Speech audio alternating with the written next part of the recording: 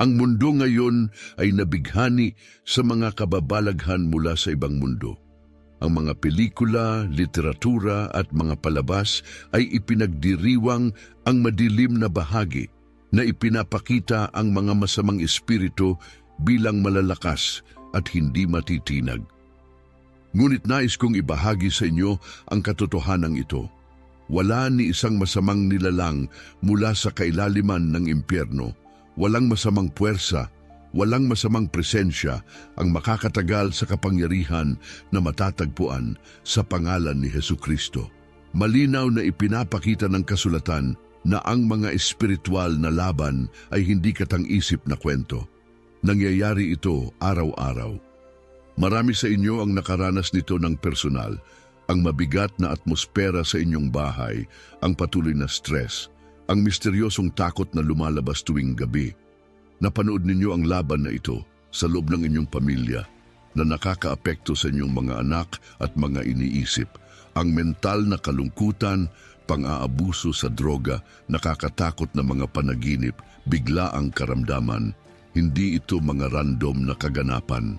Ang ating kalaban ay aktibong gumagalaw, ngunit heto ang magandang balita para sa inyo. Ibinigay na sa atin ng Panginoon ang mga kasangkapan na kailangan upang itaboy ang bawat masamang impluwensya at ibalik ang ating mga tahanan upang magbigay galang sa Kanya. Hindi natatalo ang labang ito sa pamamagitan ng pisikal na karahasan o mga armas. Hindi mo kayang makipagdebate sa isang masamang espiritu. Hindi mo kayang gamitin ang lohika laban sa mga puwersa ng dilim. Ngunit kapag kinuha mo ang iyong posisyon batay sa banal na katotohanan ng Diyos, kapag ipinahayag mo ito ng may paninindigan, ang mga puwersa ng dilim ay nanginginig sa takot. Sinabi sa atin ng kasulatan sa Santiago Kabanata 2, talata 11, na kahit ang mga masamang espiritu ay kinikilala ito at nanginginig. Alam nila ang pagkakakilanlan ni Jesus. Nauunawaan nila ang lakas na matatagpuan sa kanyang sakripisyo. Alam nila na wala silang kapangyarihan kung saan matatag ang mga anak ng Diyos sa kanilang paniniwala. Kaya tinatanong kita ngayon, ano ang naroroon sa inyong tahanan? Anong klaseng mga salita ang pumupuno sa inyong mga silid? Anong mga puwersa mula sa labas ang pinapayagan mong pumasok? Binibigyan mo ba ng espasyo ang ating kaaway upang kumilos? Kung oo, dumating na ang oras upang bawiin ang inyong teritoryo. Panahon na upang tumayo, makipaglaban kay Satanas at kunin ang tagumpay na tinitiyak ni Jesus para sa iyo sa pamamagitan ng kanyang pagpapako sa krus. Ngayon ay tatalakayin natin ang 5 makapangyarihang talata, 5 espiritual na armas na magtatagumpay sa bawat madilim na kapangyarihan na nagtatangkang pumasok sa inyong tahanan. Ngunit bago ito, kailangan mong gumawa ng isang desisyon. Handa ka na bang makipaglaban? Handa ka na bang tumayo? Handa ka bang tanggalin ang kaaway ng tuluyan? Tinataya ko sa iyo ito. Kapag ipinahayag ang katotohanan ng Diyos ng may pananampalataya, kapag binanggit ang pangalan ni Jesus na may banal na kapangyarihan, ang mga masamang espiritu ay kailangang umatras. Walang anuman sa nilikha na makakatawid sa kapangyarihan ng salita ng Diyos.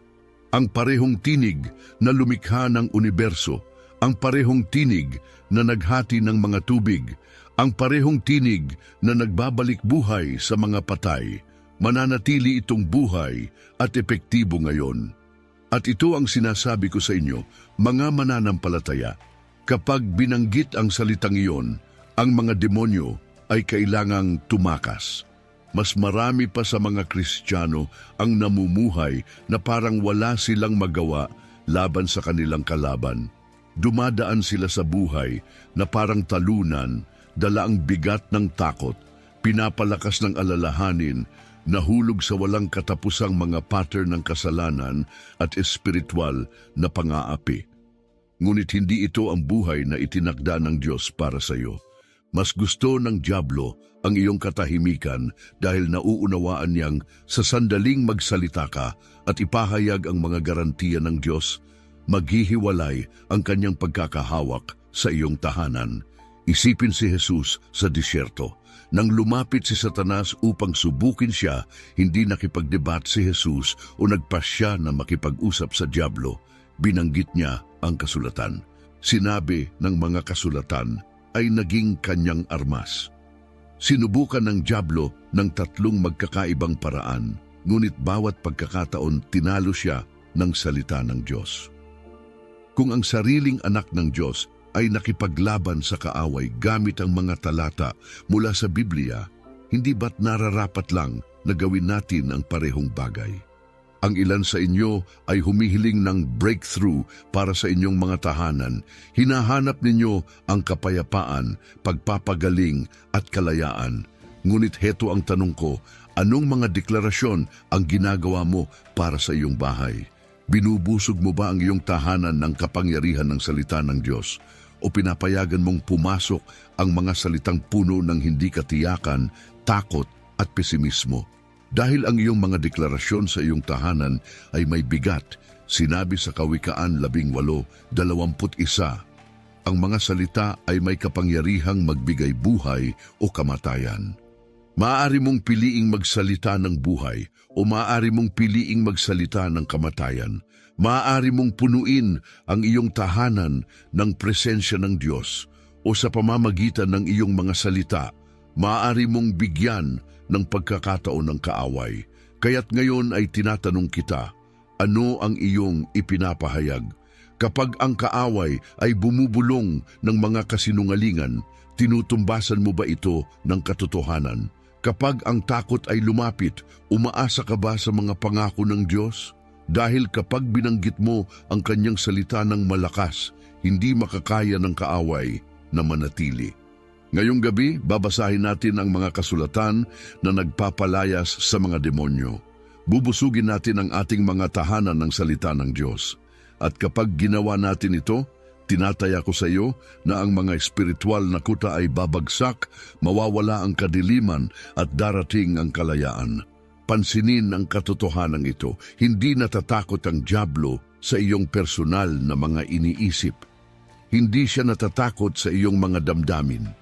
Hindi siya natatakot sa iyong relihiyosong pagsamba.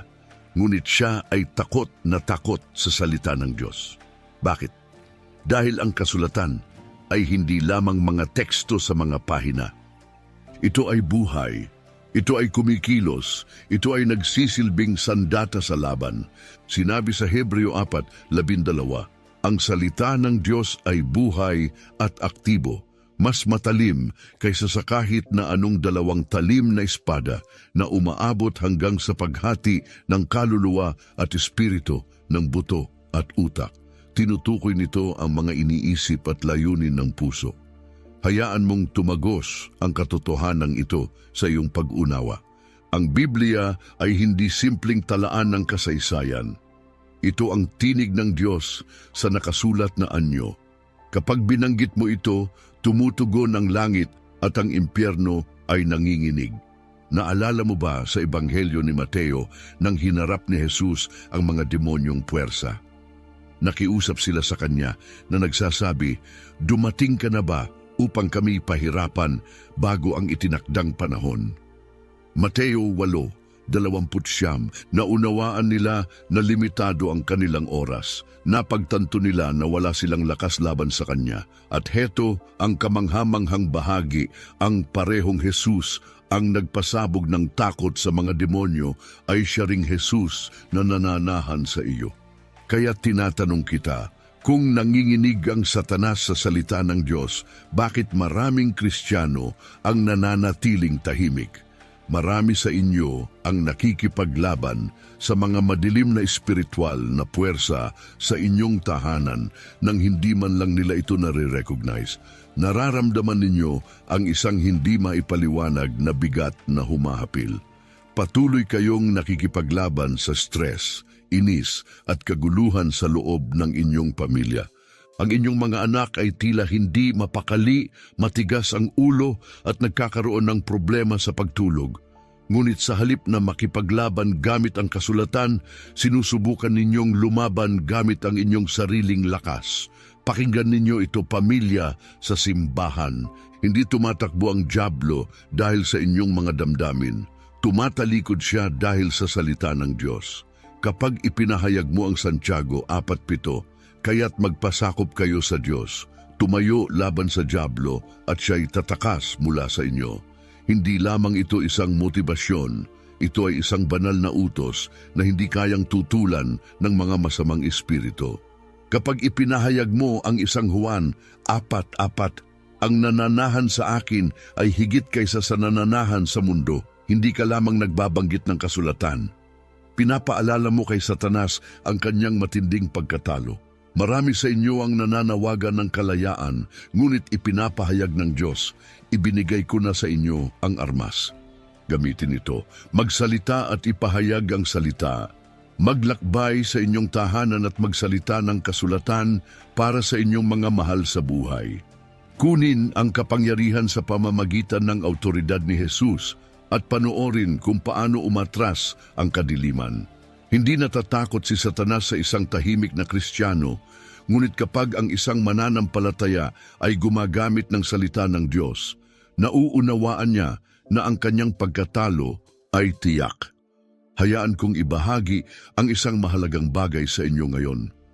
Ang mga masamang espiritu ay hindi aksidenteng pumapasok sa isang tahanan. Hindi sila basta-basta dumarating tulad ng mga nalilito at naghahanap ng silungan.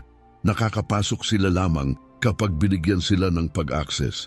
Ang ilang mga tahanan ay nagiging target ng demonyong pag-atake at maraming Kristiyano ang hindi alam na iniwan nila ang pasukan ng walang bantay. Hindi isang pisikal na pasukan, kundi isang espiritual na pintuan. Patuloy na naghahanap ang kaaway ng mga punto ng pag-access at kapag natuklasan niya ang isang hindi protektadong bukas, papasok siya. Nakita mo noong sinaunang panahon nang ang mga Israelita ay nasa Ehipto, inutusan sila ng Diyos bago dumating ang huling kalamidad. Inutusan silang kumuha ng dugo ng tupa at ilagay ito sa kanilang mga pintuan. Exodo 12:7. Nang dumating ang salot, nakita ang dugo at ipinagkaloob sa kanila ang kaligtasan. Ngunit ano kaya ang mangyayari kung isang Israelita ang hindi sumunod sa utos na iyon? Ano kung tumanggi silang protektahan ang kanilang tahanan gamit ang dugo? Makakapasok ang kaaway. Ang parehong prinsipyo ay naaangkop ngayon. Maraming tao ang nakakaranas ng demonyong pang-aapi sa kanilang mga tahanan dahil hindi nila pinrotektahan ang kanilang mga tahanan gamit ang autoridad ni Kristo. Iniwan nila ang pasukan bukas sa pamamagitan ng moral na kompromiso, maling paggawa at pagpapahintulot sa mga bagay na pumapasok sa kanilang tahanan na nagdadala ng kadiliman sa halip na liwanag. Ang ilang mga tahanan ay nagiging mahina dahil sa hindi ipinahayag na kasalanan. Sinasabi ng kasulatan sa Efeso 4:27, huwag magbigay ng pagkakataon kay Satanas. Ang kasalanan ay nagkakaloob ng lehitimong autoridad sa kaaway upang kumilos. Kaya't inutusan ni Jesus ang mga tao na tumalikod mula sa kasalanan at iwasan ang paulit-ulit na paggawa nito. Dahil nauunawaan niya na ang hindi pagpapatawad na kasalanan ay isang bukas na imbitasyon para sa mga pag-atake ng kaaway. Ang ilang mga tahanan ay nagiging mahina dahil sa pagkabalisa at pagdududa. Pakinggan mo ito ng mabuti. Ang pagkabalisa ay hindi lamang isang damdamin. Ito ay isang espiritual na puwersa. Sinabi sa 2 Timoteo 1:7, hindi tayo binigyan ng Diyos ng espiritu ng pagkabalisa, kundi ng lakas, pag-ibig at malinaw na pag-iisip. Ang pagkabalisa ay isa sa mga paboritong kasangkapan ni Satanas dahil pinapalakas nito ang iyong takot at tinatanggap ang pang-aapi. Ang ilang mga tahanan ay nagiging mahina dahil sa mga pinapayagan nilang pumasok. Ang ilan sa mga tao ay naniniwala na walang kinalaman ang kanilang nakikita, naririnig o ang mga bagay na kanilang dinadala sa kanilang tahanan. Ngunit intindihin ito, Hindi mo maaaring tanggapin ang kadiliman habang umaasa na mamumuhay ka sa liwanag. Kung pinupuno mo ang iyong tahanan ng mga nilalamang nagdiriwang ng kasamaan, salamangka, okultismo, hindi makadiyos na libangan, binibigyan mo ang kaaway ng isang upuan sa iyong hapagkainan. Ngunit heto ang magandang balita, hindi mo kailangang ipagpatuloy ang pamumuhay ng ganito. Maaari mong isara ang pinto sa kaaway ngayon din. Maaari mong linisin ang iyong tahanan at itaguyod ito bilang isang lugar kung saan tanging ang banal na espiritu lamang ang nananahan. Maaari mong i-consecrate ang iyong mga pintuan, magdasal sa bawat silid at magsalita ng salita ng Diyos hanggang sa mawala ang kadiliman. Ang ilan sa inyo ay nagtataka, bakit puno ng kalituhan ang aking tahanan? Bakit ko nararamdaman ang mabigat na pakiramdam na ito? Panahon na upang bawiin ang iyong lupa. Panahon na upang alisin ang anumang bagay na nagpapapasok sa kaaway. Ipahayag ang anumang nagbigay sa kanya ng pag-access at ipahayag, ako at ang aking sambahayan ay maglilingkod sa Panginoon. Josue 24:15. Walang karapatan si Satanas sa iyong tahanan. Alisin siya ngayon sa pangalan ni Jesus. May isang partikular na paraan na mas gusto ng mga demonyo upang makapasok sa iyong tahanan, ang pagkabalisa. Ang pagkabalisa ay hindi lamang isang emosyon. Ang pagkabalisa ay hindi simpleng reaksyon. Ang pagkabalisa ay isang espiritual na puwersa at ito ay isang puwersa na hindi nagmumula sa Diyos. Sinabi sa 2 Timoteo 1:7, hindi tayo binigyan ng Diyos ng espiritu ng pagkabalisa, kundi ng lakas, pag-ibig at malinaw na pag-iisip. Hayaan mong ibahagi ko sa iyo ang katotohanan ito. Kung ang pagkabalisa ay naroroon sa iyong bahay, hindi ito nagmumula sa Diyos. Ang pagkabalisa na dumarating tuwing gabi, ang pag-aalala na bumabalot sa iyong mga iniisip, ang pag-aalala na nagpaparalisa sa iyo, ito ay isang atake mula sa kaaway. At kung papayagan mo itong manatili, lilikha ito ng puwang para sa kadiliman na magtatag. Ang pagkabalisa ay isang pandaraya. Ang pagkabalisa ay nagsasabi na ikaw ay nasa panganib. Ang pagkabalisa ay nagsasabi na ikaw ay nag-iisa. Ang pagkabalisa ay nagsasabi na ang mga kalagayan ay hindi na magiging maayos. Ngunit ipinapakita ng salita ng Diyos ang katotohanan. Ipinapakita ng kasulatan na siya ay kasama mo. Pinagtitibay nito na walang anumang plano na idinisenyo upang saktan ka ang magtatagumpay. Pinapagtibay nito na ibinigay niya sa iyo ang banal na lakas. Nais ng ating kalaban na ikaw ay mamuhay sa takot dahil ang takot ay sumisira sa iyong tiwala. Kapag pinanatili kanyang takot, pinipigilan kanya mula sa paglakad sa autoridad na ibinigay sa iyo ng Diyos. Ngunit ngayong araw, sinasabi ko sa iyo ang katotohanan ito. Wala ni isang lehitimong posisyon ang takot sa buhay ng isang mananampalataya. Tingnan mo kung anong itinuro sa atin ng kasulatan. Hindi itinanim ng Panginoon sa atin ang espiritu ng takot. Ipinapakita nito na ang takot ay may ibang pinagmulan. Dahil hindi ito nagmumula sa Panginoon, wala kang obligasyong tanggapin ito.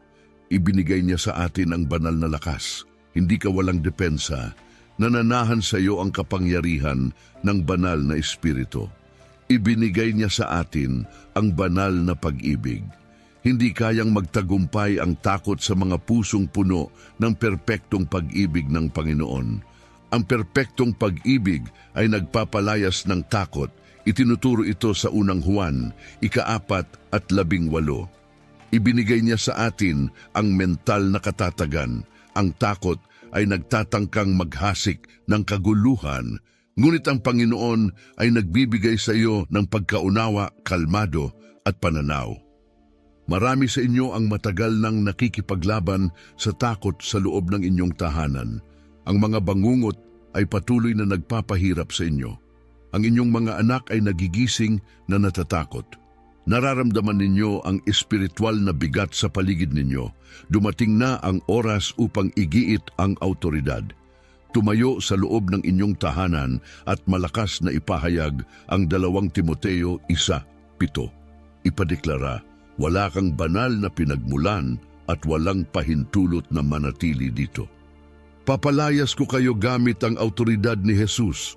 Ang tahanang ito ay puno ng banal na lakas, pag-ibig at mental na katatagan. Panoorin ito, tatakbo ang kaaway. Hindi maaring magsanib ang takot at pananampalataya. Kailangang umalis ang kadiliman kapag sumik ang liwanag ng Panginoon. Ngayon, ang Panginoon ay nagsasalita sa iyo. Itigil mo na ang takot. Gamitin mo ang aking lakas. Maranasan mo ang aking pag-ibig. Ituon mo ang iyong isip sa aking mga tapat na pangako. Ang pagtahak sa landas na ito ay magpapalaya sa pagkakapit ng takot at ang kapayapaan ng Panginoon ay magbabadya sa inyong tahanan. Ang espiritual na laban ay umaaligid sa inyong tahanan, ngunit heto ang nais kong maintindihan mo ngayong araw. Ang ating kalaban ay talunan na. Sinasabi sa Isaias 54:17, walang anumang plano na idinisenyo upang saktan ka ang magtatagumpay, at ikaw ay patunayan ang bawat akusasyon laban sa iyo. Ang pamana na ito ay para sa mga naglilingkod sa Panginoon, at ako mismo ang magpapawalang bisa sa kanila, sabi ng Panginoon. Ito ay hindi lamang isang pampatibay loob. Ito ay nagpoproklama ng ganap na tagumpay. Susubukan ng ating kalaban na magtayo ng mga mapaminsalang plano laban sa iyo. Susubukan niyang atakihin ang iyong tahanan gamit ang kalituhan, takot, sakit, alitan at kawalan ng pag-asa. Ngunit pakinggan mo ng mabuti ang aking mga salita. Ang kanyang mga pagsisikap ay magbubulilyaso. Ang salita ng Panginoon ay nangangako na kahit ang mga plano ay maaaring itayo, hindi nila makakamtan ang tagumpay. Tinitiyak nito na bawat sakit na nakatuon sa iyong mga mahal sa buhay ay mabibigo. Bawat espiritu ng takot na sumusubok na pumasok sa inyong tahanan ay mabibigo. Bawat atake laban sa iyong kasal, mga anak at kapayapaan ay mabibigo. Ano ang dahilan? Ang Panginoon ay nagpoprotekta sa iyo ng buo. Sinasabi ng kasulatan na ang pamana na ito ay para sa mga lingkod ng Panginoon. Kung ikaw ay kabilang sa Panginoon, tiyak na iyo ang pangakong ito. Ngunit mag-ingat, hindi lamang ipinapromise ng kasulatan na hindi magtatagumpay ang mga plano. Ipinapromise din nito na patunayan mong mali ang bawat akusasyon laban sa iyo. Heto ang isang mahalagang bagay na dapat mong maunawaan. Si Satanas ay may titulo bilang ang nag-aakusa, Apokalipsis 12:10. Nagpapalaganap siya ng mga kasinungalingan.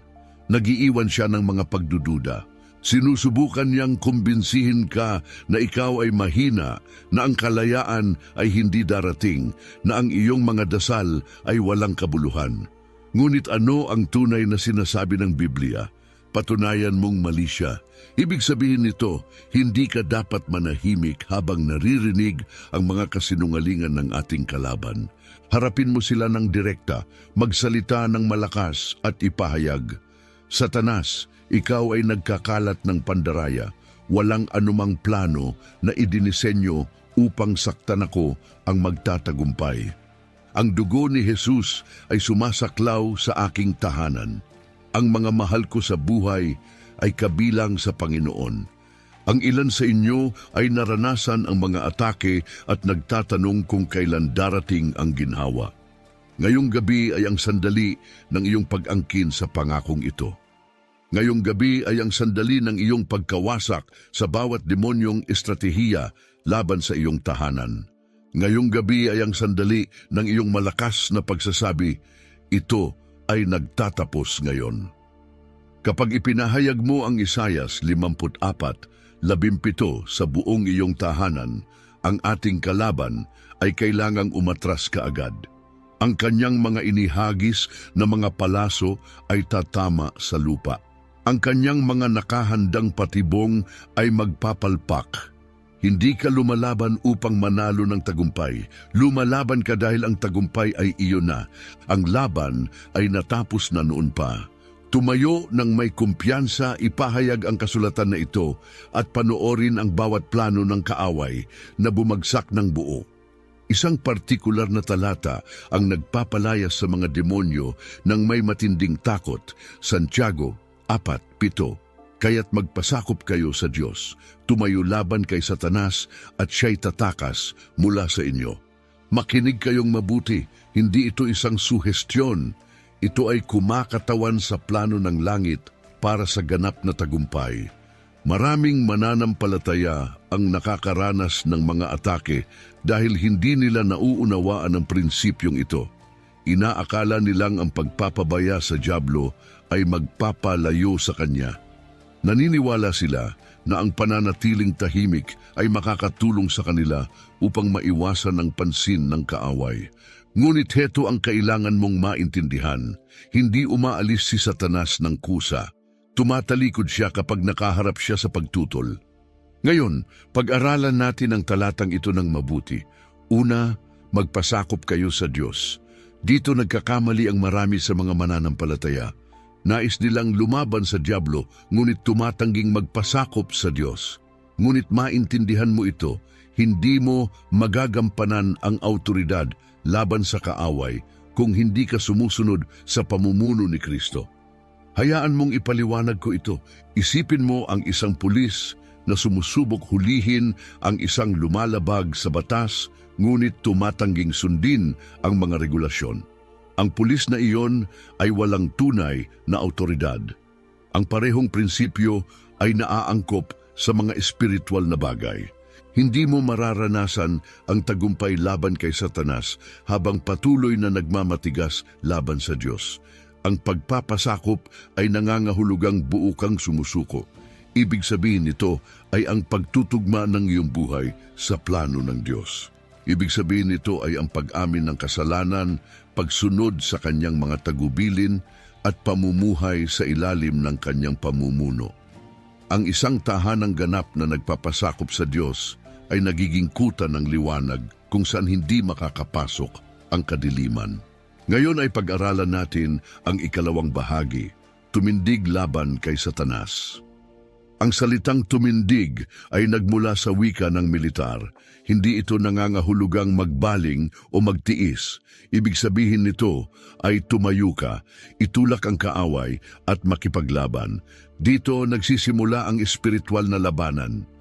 Ang pagtutol kay Satanas ay nangangahulugang pagtanggi sa kanyang mga kasinungalingan, hindi pagtanggap sa kanyang mga panlilinlang at pagbigkas ng salita ng Diyos laban sa kanya. Nang hinarap ni Jesus ang tukso sa disyerto, tinutulan niya si Satanas sa pamamagitan ng pagsasabi, sinabi ng kasulatan. Hindi siya nakipag-ayos, hindi siya naghanap ng gitnang daan. Nagsalita siya ng katotohanan at napilitan ang kaaway na tumalikod. At ngayon tingnan natin ang pangako. Siya ay tatakas mula sa iyo. Napansin mo ba yon? Hindi sinabi na baka siya ay tatakas. Hindi sinabi na kapag pumayag ang mga kalagayan ay aalis siya. Hindi ito hindi tiyak. Si Satanas ay isang talunang kaaway. Hindi niya kayang magpumiglas kapag ang isang mananampalataya ay tumatayo sa autoridad ng salita ng Diyos. Ngunit kung walang pagtutol, kung hindi ka tatayo ng matibay, kung hindi mo gagamitin ang salita ng Diyos bilang iyong sandata, ang kaaway ay magtatangkang manatili. Marami sa inyo ang matagal nang nakikipaglaban sa mga pagsubok.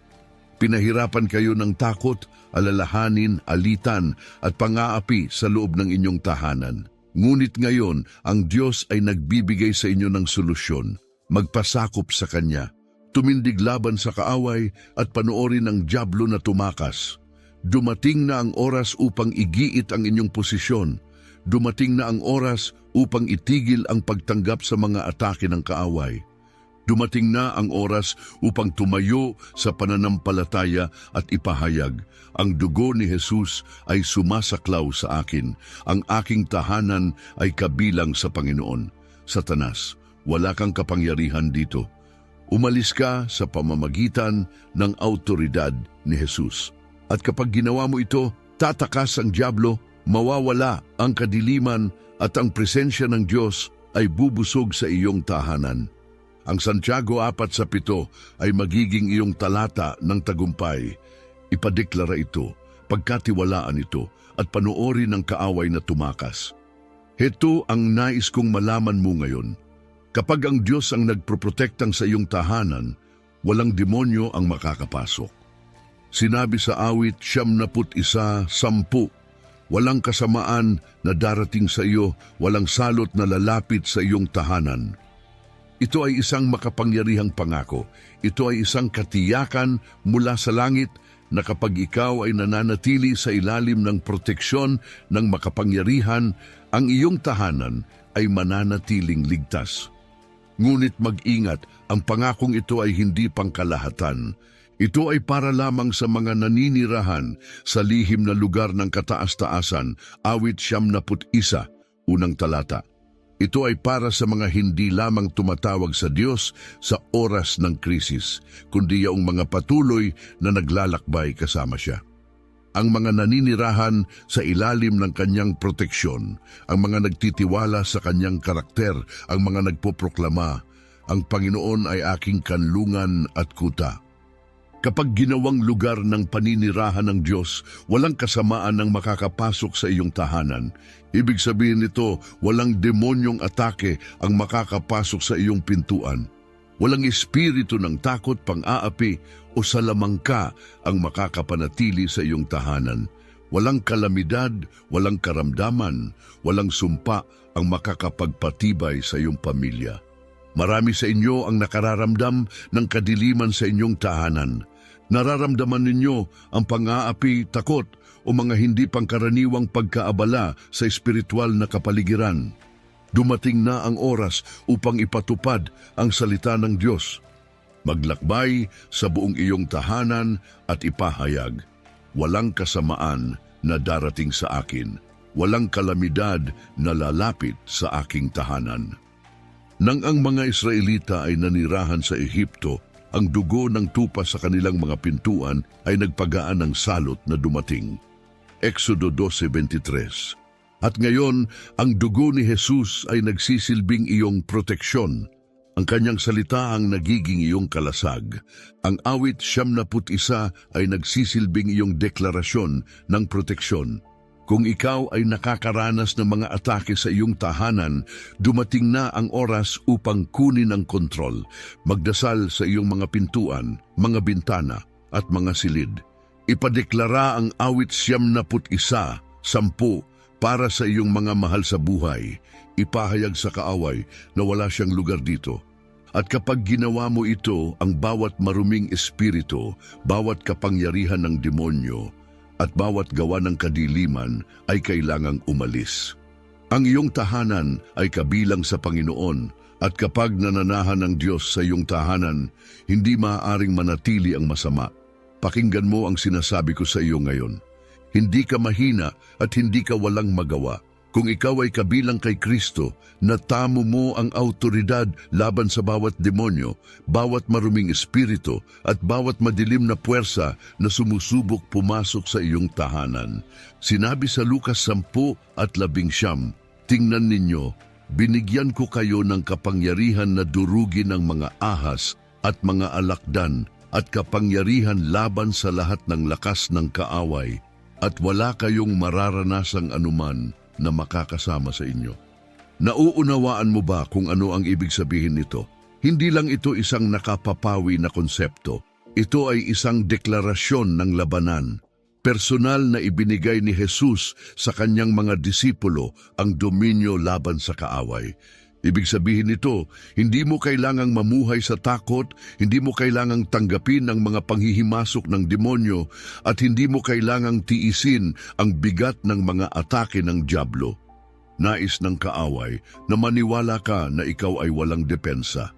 Nais niyang isipin mong wala kang lakas laban sa kanya. Ngunit pakinggan mo ako ngayon, si Satanas ay nagkakalat ng mga kasinungalingan.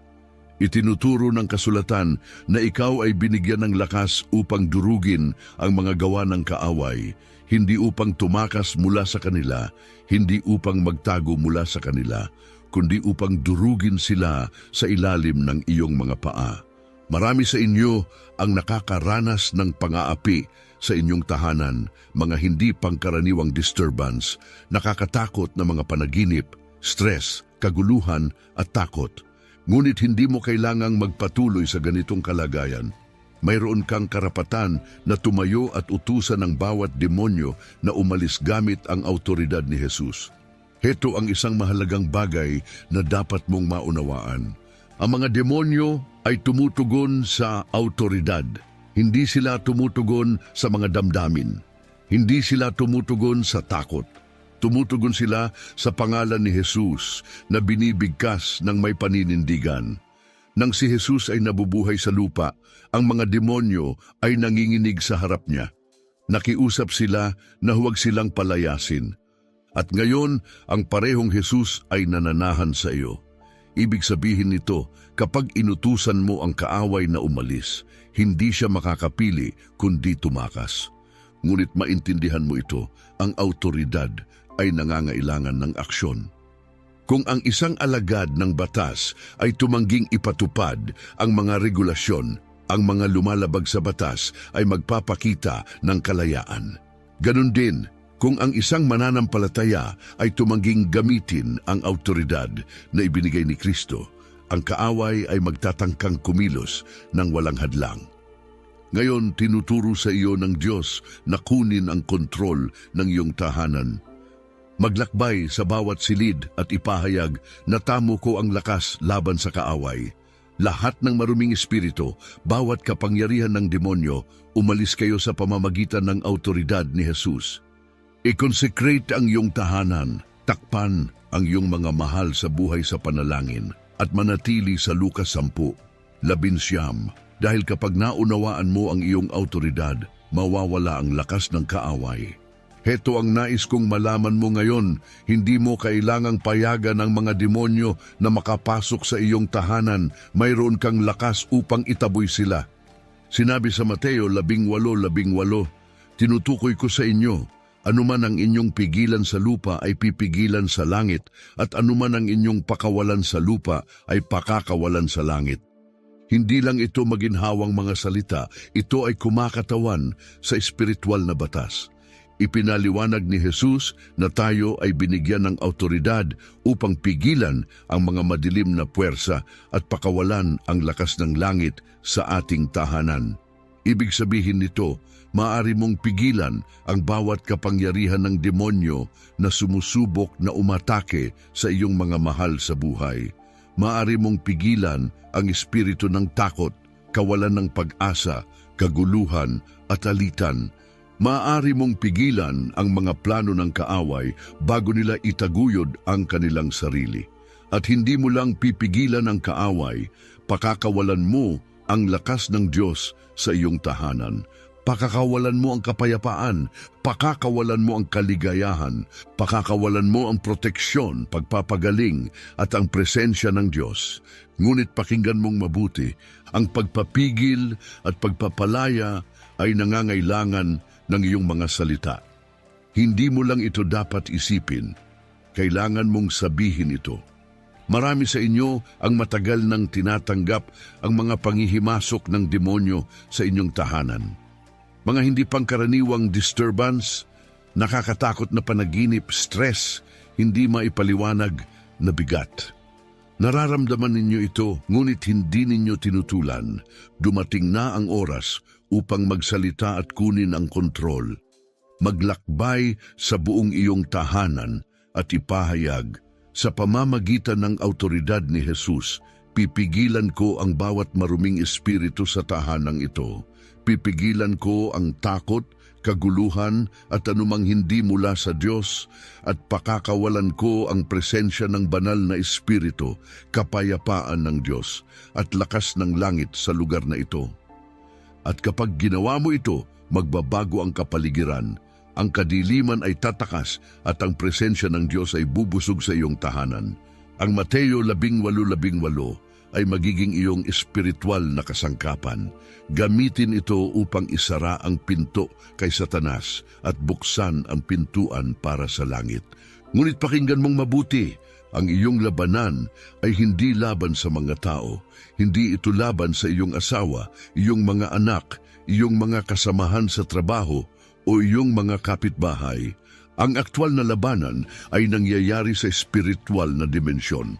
Sinasabi sa Efeso 6:12, ang ating pakikibaka ay hindi laban sa mga tao, kundi laban sa mga pinuno, laban sa mga autoridad, laban sa mga kapangyarihan ng madilim na mundong ito, laban sa mga masasamang espiritual na puwersa sa mga kalangitan. Mahalaga ang talatang ito dahil ipinapakita nito ang mga taktika ng kaaway. Nais ng dyablo na ikaw ay malihis upang isipin mong natural lamang ang iyong mga pakikibaka, upang paniwalaan mong ang mga problema sa iyong tahanan ay mga pagkakataon lamang. Ngunit ipinaliliwanag ng salita ng Diyos na ang aktwal na labanan ay laban sa mga kapangyarihan ng demonyo.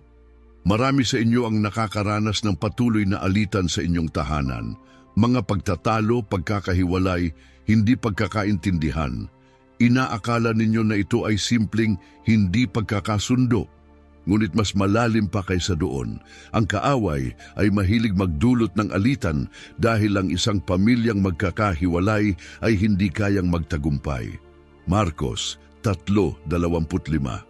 Marami sa inyo ang nakikipaglaban sa pagkabalisa, kawalan ng pag-asa at pang-aapi sa inyong tahanan.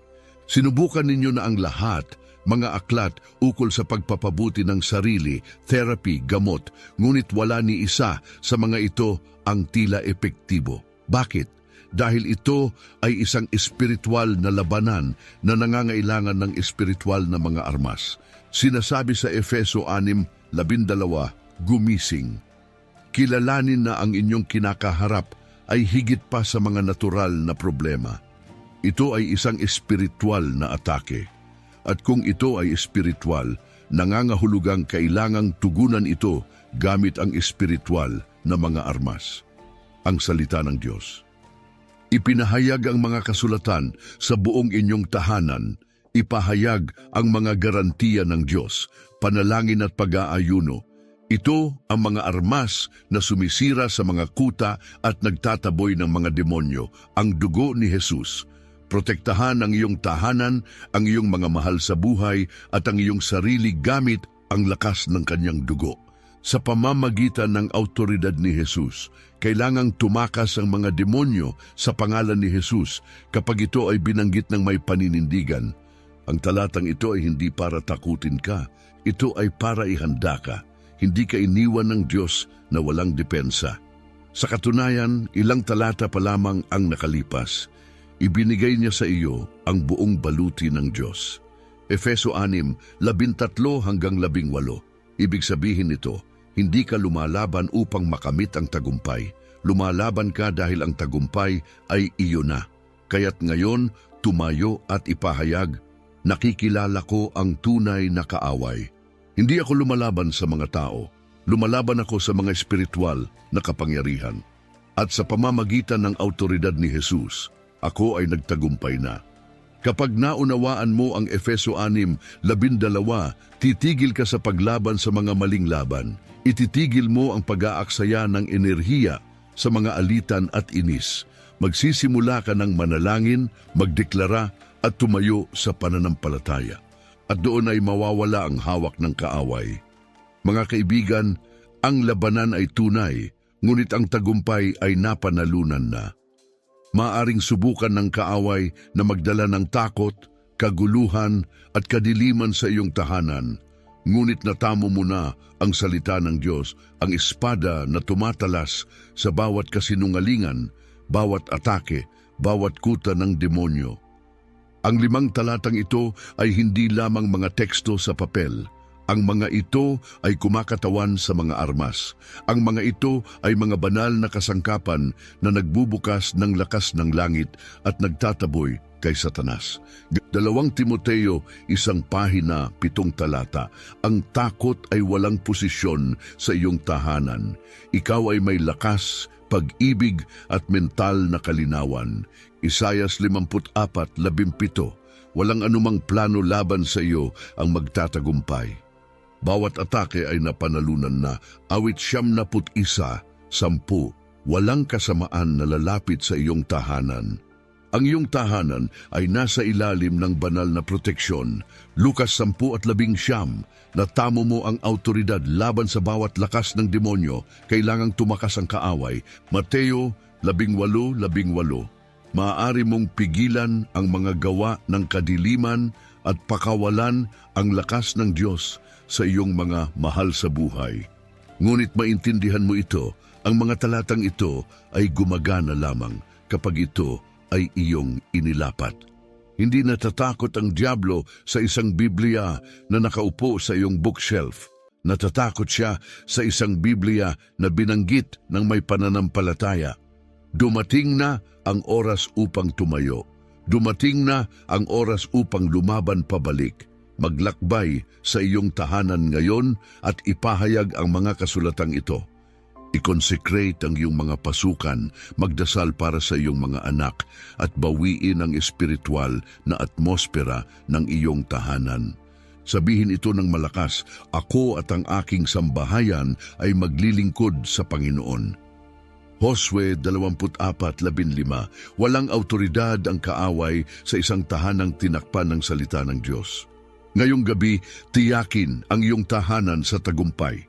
Itaboy ang diablo at hayaang ang presensya ng Diyos ay magbabadya sa bawat silid ng kapayapaan, lakas at proteksyon sa pamamagitan ng autoridad ni Jesus.